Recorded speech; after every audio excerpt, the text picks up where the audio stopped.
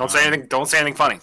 Don't I'm not say recording any- it. Oh, well, I started. Not yet. Hold on. Just I literally fucking just started, dude. It's time for the UCF podcast. All right, we're in. We're good. It's starting. That's all we needed. And welcome. We've got our UFC stats page open for you guys, too. We're going to have a look at what went down last night at UFC 302. We were watching live, and this card was okay. Definitely did not live up to the hype, I'm afraid to say.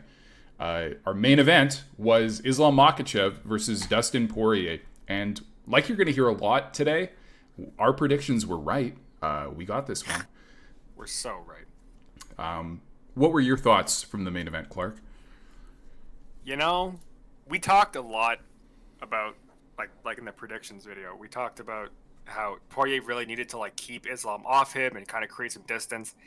And I think that's exactly what he was doing. But it was just honestly one significant slip up was all it took. And to be fair, it took a while for that one significant slip up to happen in round 5. But Poirier, he looked pretty good, all things considered. And yet, in the end, I think what we all kind of expected to happen happened. Yeah. I was reminded of, ironically, something that Conor McGregor said after he lost to Khabib, which was that we trained so much defending the takedowns that we didn't necessarily have a game plan for finishing the fight. It was we'll just win on the feet if we can keep him off the ground, which is Conor McGregor got dropped in that fight by Khabib, and Dustin Poirier got fucking punched on the feet more than he was able to punch by Islam Makhachev.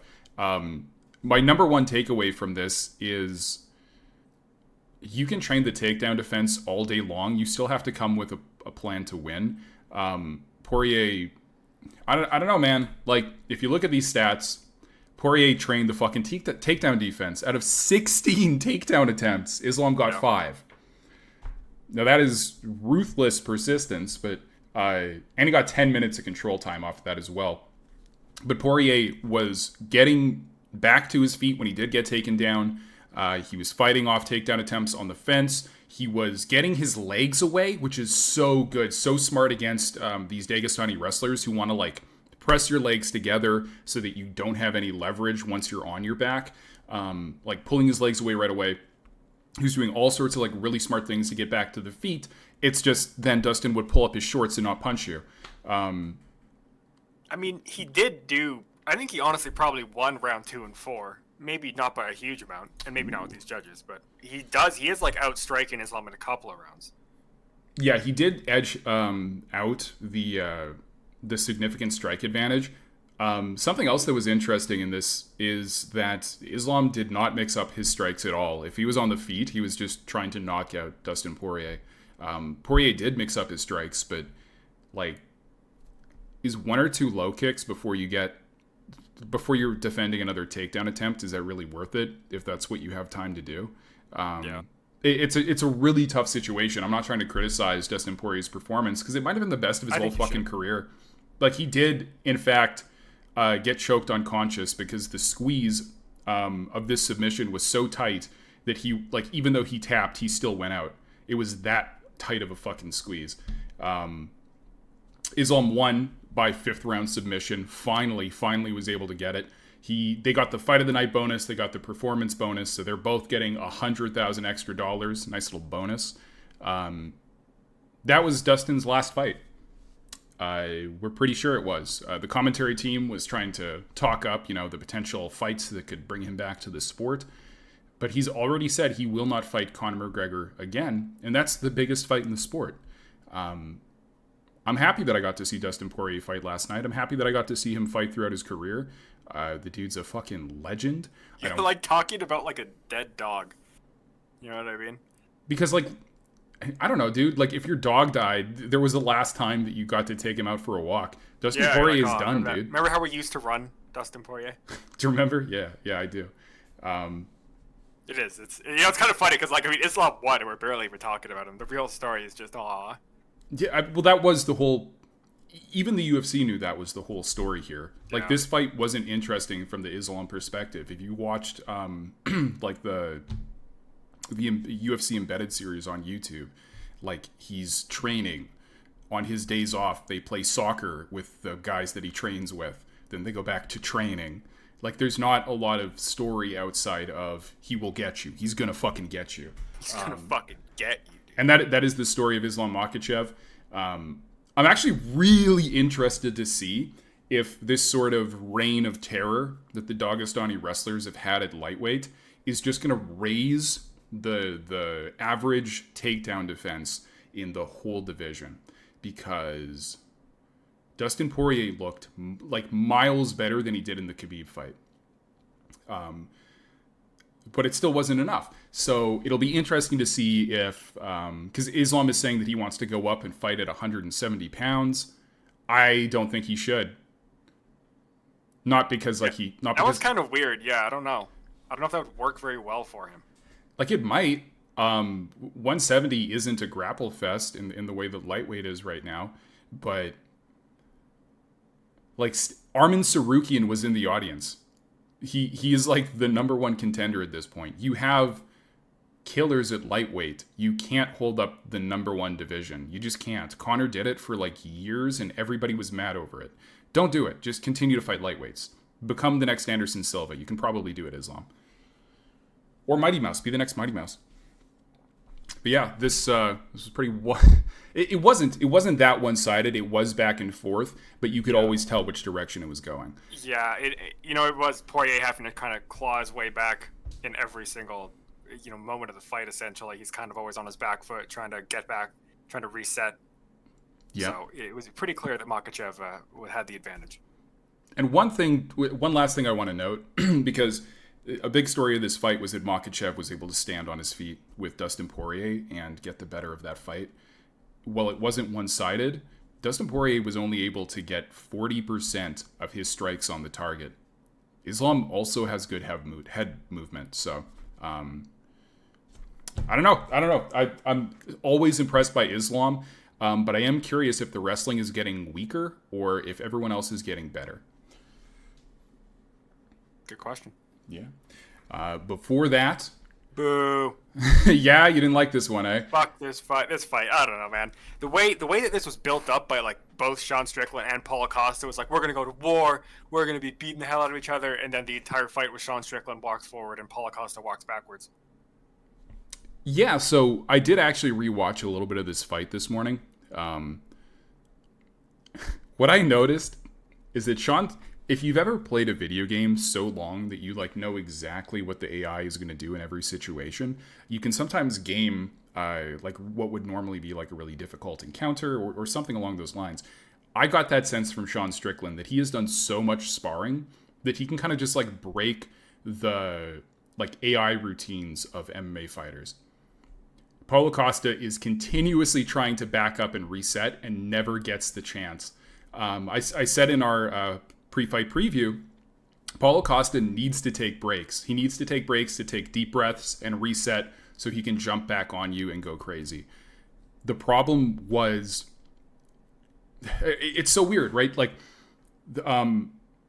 Costa's waiting for his chance to throw his punch. And Sean Strickland is always walking forward and hitting him with a jab. And the problem is that Sean Strickland's jab is it's actually his best punch. So you're constantly just getting blasted and kicked in the gut, and then you back up and you're trying to reset, and then you get blasted and kicked in the gut. And even though it doesn't look like a huge amount is going on, it's just relentless. It's a relentless beatdown is what it is. Yeah. The biggest problem is that Costa... he had success in round 4 when he did actually stand his ground. And when he threw punches, it looked like they were way harder than what Strickland was throwing. It's just he never had a chance to get anything going. He never had a chance to settle in and get comfortable. And, think about... People always say, how could he have had that fight with Yoel Romero? And now, he runs away from Izzy. He runs away from Sean Strickland. Yoel Romero is not throwing a punch every 2 seconds. He's not throwing something every 2 seconds. So, if you want good fights at Paulo Costa, you have to pair him against other power punchers. You just because Sean Strickland is a striker does not mean that this was a good matchup. We all thought it was. Turned out not to be. Yeah, and I feel like the game plan for Costa was to just kick him in the legs until he couldn't just walk forward the whole fight. And I don't know, it just didn't work. It looked like the kicks were pretty good too. It looked like Strickland was hurt, but then he just kept walking forward. Yeah, well, I would say Strickland wasn't hurt that bad, and Strickland's whole style, it's so interesting. When he won the belt, he won it from Israel Adesanya, and Adesanya has always had some of the best low kicks in the UFC. Maybe his rival Poatan has better ones, but like he's in the number 1 to 5 range for low kicks. Sean Strickland's style is so good against low kicks, and everyone is always like, he gets hit by a few, but a part of what Sean Strickland does when he's like marching forward is he fakes every single step. He fakes one of his teep kicks, but he throws his teep kicks like every third step. So you have like this psychotic rhythm of he's always lifting his front leg as he advances to check anything you're going to throw at his legs. So even if like you catch him with low kicks, he doesn't even have to edit his game plan, because his game plan is already, you're probably just going to hit my fucking shin, dude, because I'm lifting it towards you every time. So yes, you can chop at those legs, but you have to be at the furthest possible range to throw low kicks effectively, unless you're Justin Gaethje, which you never get to stand at because Sean Strickland is always advancing. And then you are like 1 out of every 3 times you're catching a check, and Strickland doesn't even have to think about that check. It's just automatically happening, and then he punches you in the face.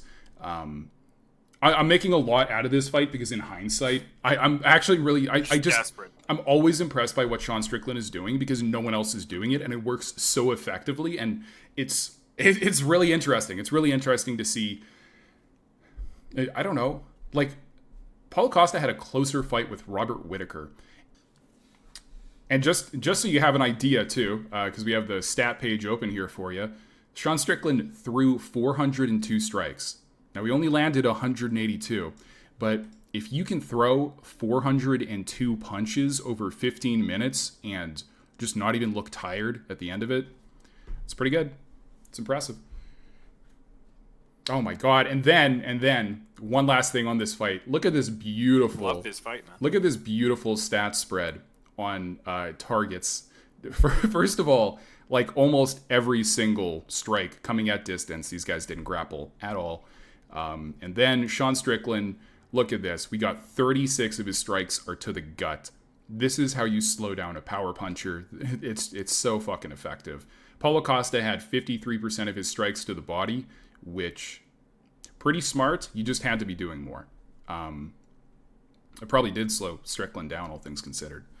But yeah, anyways, before this slow fight, oh boy, welcome to Snap City. Welcome to Snap City. This fight was fast. It was over in what was it, like a minute 34? Half, I think, yeah. Just brutal. What a fucking ridiculous. Like, I was having conversations with people, and we're like, you've just traded a loss for like a year of recovery. Yeah, absolutely. Like, what are you thinking? Are you out of your fucking mind? And to not like be mad that the ref calls it afterwards. Like, did you honestly think in round 1 that you were gonna go with one arm for the rest of the fight and somehow pull that off? Like, that was gonna be a good idea. I have no idea what this guy was thinking. I talked a lot of smack about Mikhail ahead of this fight. I'll take half of it you were back. Justified. I'll take half of it back, actually, because I forgot that he went down to 185 from 205, and he looked like real chubby when he was up at 205, and I was a little bit better. He also had one of the meanest punches on this whole card. It was the closest we came to a heme. This was a KO-less card. This was a little bit barren. I don't know if we mentioned that yet. But Mikhail knocked down Holland with the first punch he landed, and it was a killer. And in the post-fight interview, Kevin Holland even said, I woke up on my back and thought, oh, wow, I have to fix this. Yeah. Tough spot to be in. It was a really good strike, but then it was like a poison punch almost, because that immediately leads into it's kind of almost like a simple armbar. It really was. He was in Kevin Holland's guard. He had zero fear, and he wasn't being careful. Yeah. And Holland It's grabbed like his arm. I think maybe he thought that like Holland, like that was it. Like he's rocked, and I can just finish it right here, which isn't necessarily an unreasonable thought, I guess, in the circumstances. But like he just got instantly captured. Pretty much. And man, I'm kind of interested in what Dan Hardy has to say after this because famously, when Dan Hardy had a title shot, he fought GSP, and he did not tap to an armbar that was this tight against GSP. And after, right, like years and years after, GSP and Dan Hardy did an interview together, and GSP asked him, like, why didn't you tap? What was I doing wrong? And Hardy's like, you were doing literally nothing wrong. I just read... he read like there's some journal published by some Japanese World War II torturer, and Dan Hardy read that book, and he's like, yeah, they had a lot of difficulty actually snapping human arms, so I figured you couldn't do it. But Kevin Holland can. So Kevin Holland would be a great torturer. The Japanese military wants to hire him. He's out here. Yeah, trailblazer, and also just like shouting out that he wants a job. I'll just keep me around. I'll fight at both divisions. Short notice. I don't care. Just keep me around, guys. Please, Donald. Please. Oh, yeah. Also, I really do love, like, break this guy's arm, jump the fence. Immediately shakes Donald Trump's I love hand. Secret Service in the back, like a little antsy, like, uh-oh. Uh-oh, what's all... Yeah. This guy better not go for it. A lot of fighters. Sean Strickland, too. Sean Strickland, absolutely, man. Runs over to shake his hand. Yeah. They gotta get Donald in the ring. Oh God, I don't think he can make the heavyweight limit at this point. That suit is hiding a lot. But yeah, all the fighters seem pretty happy to go shake his hand. You know, he's now a convicted felon, so he's cool again. But yeah, anyways, killer fight, Snap City. He got probably a performance the bonus. most exciting thing on the card for sure. Not for really any good reason, but hey. Yeah, I feel bad for Michael Olajechuk, or however you say his last name. Look at this, and you tell me. Like, yeah, seriously, he did, in fact, trade looking tough and a loss for, like, potentially his career. Like, that might never heal right. It could be, right? Like, it just seems like just a horrible fucking decision. And I got the adrenaline. It's kind of like a snap decision. Lol. But stupid. Dumb. You're fucking dumb. I hope other fighters look at this and don't do the same thing. Jesus Christ. Well... Okay, an example of the exact same thing happening, and also the referee not stopping it when the arm breaks. Because the arm broke, and Holland is like showing the broken arm to the referee. Yeah, the look on his face not stopping the fight. Like, and then like, eventually Olajechuk is like, okay, I'll tap because I don't actually want it to bend the wrong way. Holy shit. Like, it was bad. But Paul Craig versus... Jamal Hill. Jamal Hill had his arm broken by armbar in the exact same way, but that fight shows up as a TKO victory for Paul Craig, because then after the arm was broken, the ref didn't stop it, and he had to finish it by punching him. So referees, I don't know why they can't tell. Like, Herb Dean was once the king of knowing when an arm was broken, and he no longer seems to know. So, reacquaint him. Ahead of that, we have the first pick on this card that I got wrong. You suck. Who was Clark it that wins. picked I Nico always Price? win.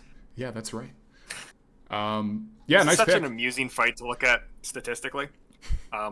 This is kind of what I didn't really think this would happen necessarily. I just kind of thought, oh yeah, maybe Price will be able to outstrike him. I didn't think that it would be round one is clearly Morono, and then Morono is like the most tired man on planet Earth for 2 more rounds. So I'm definitely going to edit this in. There is a moment when Morono gets Price into some of the most bizarre ground positions I have ever seen. We have it from a BJJ practitioner that this is like a modified crucifix. He almost had him in like a wrestling spladle, if you know what that is. He exhausted himself. He used every ounce of energy he had for some meme grappling positions that didn't go anywhere. Not what you wanted to see. Morono didn't look terrible, honestly. His head movement was on point for most of this fight. But yeah, Price Price ran away with it once he woke up.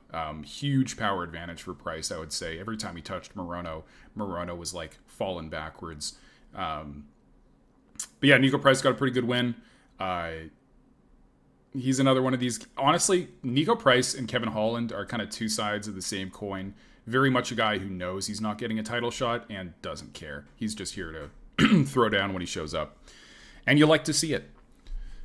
Not too much else to say about the hybrid. It's kind of a simple one in a lot of ways, but Price looked pretty good. Wow. Except when he was doing takedowns and fucking them up repeatedly, but Yeah, the scrambles in this one too. Like Morono consistently got the better of Price in the scrambles. It's just that's what completely exhausted him. Yeah. And Price just having like that weird ass body probably helped a little bit. Yeah, absolutely. Before that, we had Browntown, baby. Yeah, Randy Rude Boy Brown versus Elizo Zaleski dos Santos. I would have loved to see this fight without the 3 eye pokes. Honestly, I cannot believe how many eye pokes. And then he wins. Yes. It's like, I don't think necessarily, he doesn't deserve the win, I guess, but it's like, no points are taken off. Yeah, imagine if he lost round 1. If he loses round 1 because of eye pokes, then it could have been a draw. Yeah. Actually, though, lose your win bonus for fouling your opponent. Too bad. Sorry. There has to be some sort of, actual enforcement of this shit. Because there's no consequences for him at all. He wins. Eye poke the fuck out of your opponent. Why not kick him in the balls? Now, let me highlight this name over here. This isn't a name you're going to see a lot, and hopefully we'll never see it again in the UFC. Gasper Oliver, the referee. Very weird sequence of events in round 1. Dos Santos gets eye poked, and granted, it's kind of in a weird position. The referee wasn't in a spot to be able to see it really easily, but he very clearly goes I've been poked in the eye. Randy Brown kind of coyly goes to, I think I'll just keep punching him, but then gets stopped by the referee. So the referee does break the action, and then immediately says, fight again. No, come back, fight. So he stops it, doesn't actually give him a break for an eye poke. So what the fuck was he doing? And actually, in between rounds 1 and 2, they didn't swap referees because you can't do that. But the head referee for the evening did pull him over, and he's like, you clearly didn't catch that. Because it happened twice. He got poked twice in round 1, and in round 3, he gets poked in the eye again. Again, just to be clear, Randy Brown poking Dos Santos in the eye. The third time that he does it too, he says to the referee, he pleads with him, no, I didn't poke him in the eye. He says it 3 times. And then in the replay, very clearly, his open hand on his face just sweeps down over his eyes. It's man, I really wish eye pokes were punished because... It seems like recently there's been a lot of rules that haven't been super well enforced. Yeah. And actually, here's another story for this card. This was the first UFC event with their new gloves. And we've been hearing about these new gloves for a long time, that they're going to help with the eye pokes. That just turned out to be 100% fake and not true. They actually benefit the grappler, and it's more of an open glove, and it's a thinner glove. I don't know why they made that change. I don't know why they've made a change towards more eye pokes. Doesn't make more sense to me, but oh well. Great win, Randy Brown. He did have a good call out, I will say. And for what it's worth, I don't know that he was poking him in the eye super intentionally. The problem is that Randy Brown uses his lead hand as a rangefinder. If you put your hand on anything, your other hand can punch that thing.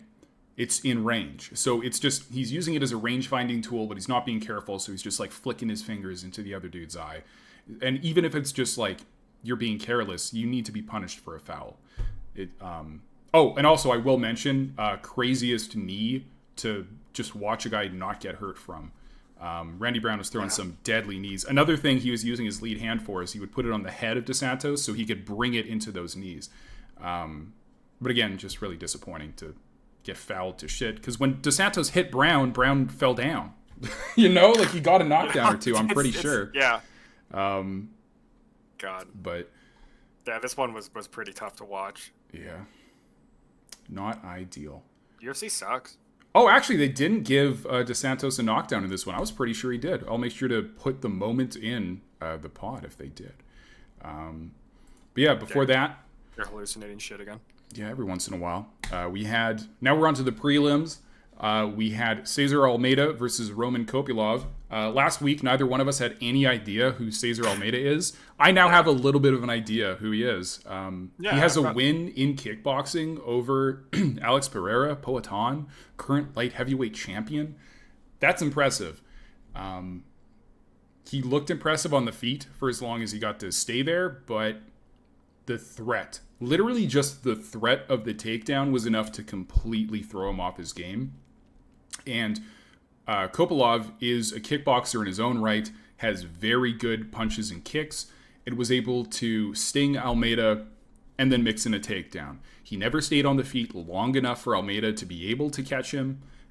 It was a really smart game plan. Got a little bit boring towards the end, which kind of sucks. And actually, interestingly enough, Almeida did land more. It didn't seem like it when I was watching. Almeida mostly landed to the body. He did have good body kicks, that is true. But wow, round two is when Kopylov really started to use those takedowns. Interesting though. I made that call, by the way. Yeah, absolutely. Go watch the prediction podcast. Another correct prediction for ya boys. Not much more to say about this one. I think I actually said Almeida would win. For fun. So yeah, I was the longest man on planet Earth. But I don't know. This is a split decision. If you look at like the stat breakdowns, I don't know. I feel like Almeida could have won this one. It could have gone the other way.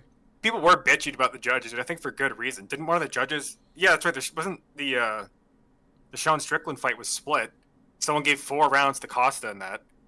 Which makes 0 sense, yeah. Makes 0 sense, and everyone's like, "What are you talking about?" I think if you look at the strikes in this one, I honestly feel like not completely robbed, but maybe a little bit of pickpocketing happening here. I'll disagree, and I'll tell you why. Yeah, I know you'll fucking disagree because you picked the other guy. Yeah, I did, and because he fucking won. If you go back and watch this, body kicks are not without their benefit. But if you're kicking one of the pastiest, whitest looking dudes on planet Earth and his gut doesn't turn red, it's not having the same effect. Almeida's, I think it was his right eye, he didn't get poked. He got punched so many times by like crisp left hands from Kopylov that he like couldn't even see out of his right eye by the end of the fight. I really do think that Kopylov landed the stronger strikes in every round and then kept Almeida from returning fire seriously with the takedowns.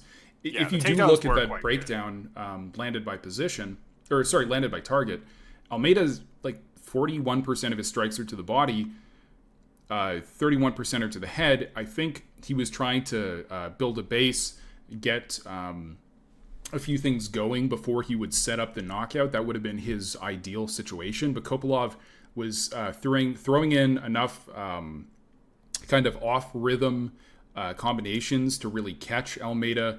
And then as soon as Almeida looked like he was getting ready to square up and throw back, he would shoot for a takedown. Really impressive, honestly. But anyways, I'm pretty sure Almeida is going to work the takedown defense and come back and get a win in his next one. Yeah, it seems like a lot of people have to do that recently. Well, yeah. I mean, Poirier did. It didn't do him much good. Oh, no. Remember Poirier? Oh, I do. So, man, like, just look at this card. Not a single KO. It's just a weird... We get one more submission here, I think. Isn't this? Yeah, that's the last thing. So, Jailton Almeida versus Alexander Romanov. We said in our pre-fight predictions, first guy to get on top is going to win, and that was just literally what happened, obviously. If you get the guy who has to cut fat to make the 265-pound UFC weight limit for heavyweight, dude, it's not a good look. It's not a good look when you have to cut fat and you're a professional athlete. They both actually landed one significant strike, though technically Almeida attempted to. This was just over very quickly. One takedown, one submission, it was done. Not too much more to say on my end. Yeah, no, I don't know. I'm grasping, but yeah, not much going on there besides. But hey, thank you for submitting. Yeah, right? He even called it out. I saw a lot of decisions, so I needed a finish here. Yeah, thank you. anyways. Before that, this one sucked, honestly. Grant Dawson versus Joe Selecki. Grant Dawson was trying to get his ground and pound going the whole fight. He had a lot of success with his takedowns. It was just one-way traffic, super one-sided.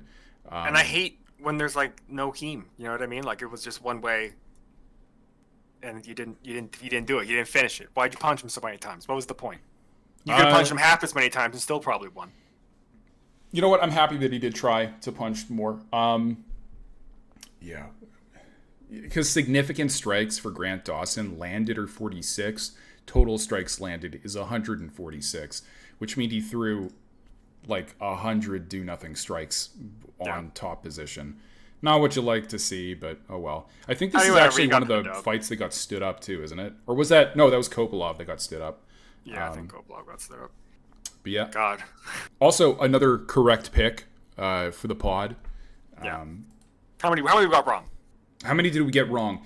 I got Alex Morono wrong, and you got that one right.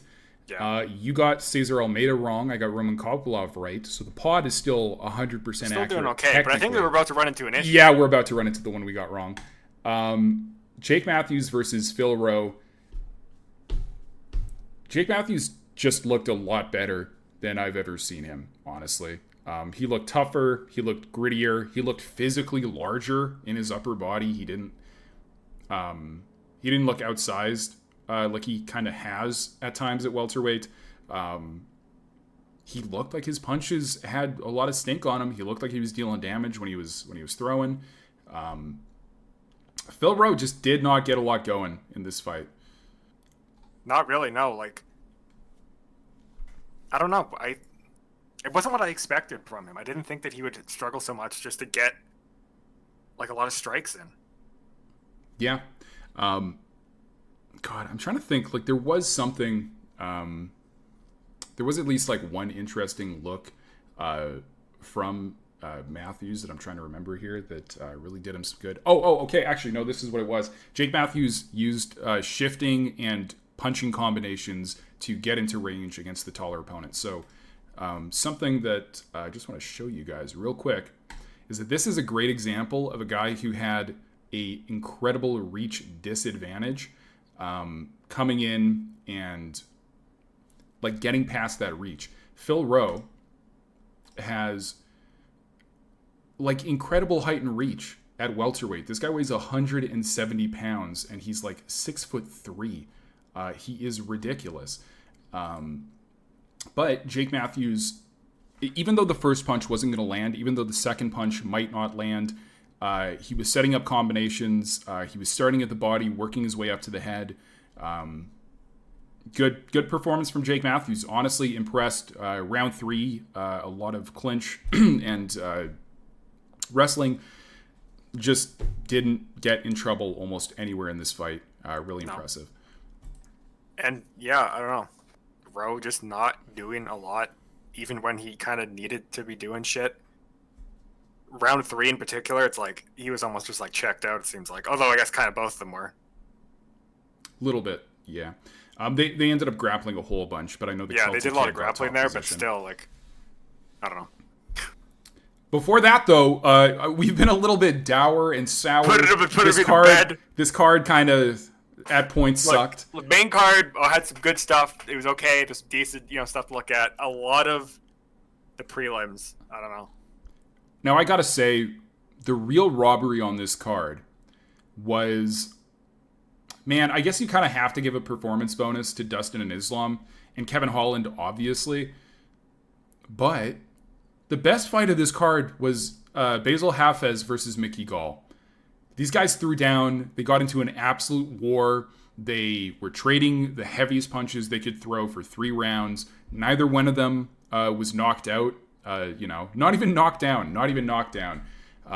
But they were, like, look at this. Mickey Gall landed 83 strikes, 93 strikes total. So he threw like 10 jabs and maybe a low kick that wasn't that hard. Otherwise, these guys were throwing leather the entire time. Basil Hafez missed a lot. He got hit a lot. But the dude is just a beast. He's a tank. He can take a punch. He can land a punch. He threw a Superman punch, which, holy shit, every time I see a Superman punch used correctly and appropriately and it lands. You wicked soy face every time. Every fucking time. I was hyping up Basil Hafez on the prediction card, or prediction video, but Mickey Gall looked good too. He didn't look like he was out of his element. I kind of want Mickey Gall to get a win now, which is weird. Because he looked good. Like, these guys both put on a fucking show. These guys looked good, and these guys were almost kind of cruel because they gave me a lot of hope for the rest of the card, and then it wasn't that great. But this was a really solid fight. A lot of solid striking. You can always appreciate that. Absolutely. And I think Basil Hafez is going to make some noise at 170. He's doing good. Yeah, you think so? Yeah, I think so. Before that, women. We love women here, so. This was our only WMMA fight on the entire card. And that's why the card wasn't that great. It's because they didn't have enough women on it. You're actually incredibly correct. This fight, as well, was way more interesting than most of the main card. Really. Just reversed the fuck out of each other. They were kind of just rolling around at one point. Edwards was clearly had more hip strength, was just generally physically stronger. And so Perez would do a successful takedown. And then Edwards would just fucking flip her off, essentially. It was a lot of back and forth going on. And it was a lot better of a fight than I thought it was going to be. Yeah, absolutely. It's really interesting to me that Edwards is, like, just not at all interested in engaging in the grappling situations. On the feet, she seemed to have some leather. You know, she actually had some stink on those punches. But, like, Aylin Perez shot 11 takedowns, got 6 of them. Those were almost all judo throws or trips. So she was whipping Edwards around that octagon. Edwards, though, 4 reversals. And then Perez herself, 2 reversals. Yeah. So yeah, these girls were just endless scrambles on the mats. It was interesting to watch. It was dynamic. When they were on the feet, even at the end of the fight, they were really throwing heat at each other. Nice win for Aylin Perez. It wasn't a shitty fight. Oh my god, guys. I know. What the hell? What's going on? WMMA was pretty good. The only issue, I mean, like, I don't like Edwards already, so I'll bitch about her more. But, you know, she threw a lot of punches. Like, you could tell between, like, strikes to significant strikes. She threw a lot that just didn't go anywhere. To some extent, that's just because Perez has pretty good, like, defensive blocking. But I don't know. I feel like throwing 130 strikes and like 27 of them being significant. Maybe you should try to, like, fine-tune some of those strikes. You know, throw like 25% less strikes and maybe add on 25% of those being significant. I don't know. Something to think about. Yeah. Well, and for a second there, I was going to be like, well, wasn't she throwing most of those on the ground? No. They were 88% at distance, doing literally nothing. So, a little disappointing. I'm going to have to cut that whole, like, brain aneurysm out. Yeah, we have to cut the whole podcast at this point, man. Oh, shit. Yeah, I mean, if I'm cutting this part out anyways, Aylin Perez has an OnlyFans. I knew you were going to bring it up, too. It is literally not just bikini pictures. And she was trying to get Edwards to twerk with her after she beat her. Which is hilarious. Yeah, she did, in fact, twerk after she won. And then kind of was the meme card. Yeah. Donald was there. Fucking ladies are twerking. Donald missed the twerking. He showed up too late. No, Donald was there for the twerking, man. But yeah, fun fight. And first fight of the evening. What a weird thing. You know, actually, also, by the way, we got that last one right as well. I'll show a final stat card for our picks because we got basically the whole card right. Yeah, and this doesn't count because the guy wasn't there because of visa issues. So. Yeah, we lost our Mongolian warrior to visa issues. We also learned who the hell he is. Someone posted an article about it. But, Mitch Raposo was found in a parking lot, in a Walmart parking lot, about 30 minutes before it started. And they were like, hey, you want to sign this contract really quick? And he said yes. And that yes is going to earn him a second UFC fight where they they just throw him under the bus. Yeah. They're going to feed him to someone, probably. And then they can get rid of him. Yeah. But... yeah, I mean, this fight was frustrating mostly because it seemed like Andre Lima had every advantage in this fight and just did nothing until, like, the last 30 seconds, maybe. Like, just not a lot. Yeah, if you look at the significant strikes, 58% of what Lima threw were leg kicks that didn't do a whole big bunch. Yeah. Like, it was kind of a weird... This was Okay. almost like a mini Strickland fight, kind of, because Lima was sort of just controlling the center and just like kind of walking forward, and then Raposo was constantly backing up and dancing around and shit. Yeah. Disappointing start to the card. Honestly, a disappointing end because Poirier still got choked out. Yeah, I mean, it was a good final fight for sure, but yeah, Top to wish bottom. it would have gone the other way, Yeah, yeah. but we knew it wouldn't. This is just such a weird card. Dustin Poirier is retiring, and he took all the KOs with him. But looking ahead, up next, June 8th, UFC Fight Night Cannonier versus Imavov. That fight shouldn't suck. Hopefully, Join us a little later in the week when we break that whole card down and give you our pre-fight predictions. Guess what? Yeah. They're mostly going to be right because we're good at this, okay? yeah, dude, we don't just look at the odds and pick the one with the negative number. I mean, I don't. Yeah, I don't either. That's why I said it. I said we don't do that. Okay. All right. Well, thank you for joining us for another UCF podcast. We'll see you next week or a little bit later in this one. Bye. We love women here. We love women. Women.